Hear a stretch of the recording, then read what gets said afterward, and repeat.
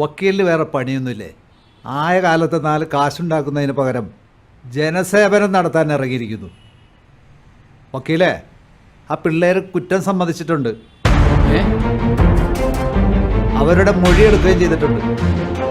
വക്കീലിന് പോകാം. എന്താ താൻ പറഞ്ഞത്? പാവങ്ങളുടെ വക്കീലെന്നോ? അതേടോ, പാവങ്ങളുടെ വക്കീൽ തന്നെയാ.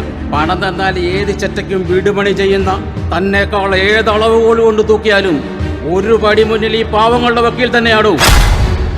പിന്നെ കാശുണ്ടാക്കാൻ കൂട്ടിക്കൊടുത്താലും കാശുണ്ടാവൂടോ. താൻ ചെയ്യുന്ന ഈ പണിയേക്കാൾ നല്ലത് ആ പണിക്ക് പോവുക. മിണ്ടിപ്പോരുത്. പിന്നെ താൻ പറഞ്ഞ ജനസേവനം, ശരിയായ ജനസേവനം തറവാട്ടിൽ പിറന്നവർക്ക് പറഞ്ഞിട്ടുള്ളതാണോ? വഴി പിടിച്ചവന്മാർക്ക് പറഞ്ഞിട്ടില്ലത്. അപ്പം വരട്ടെ SI സാറേ.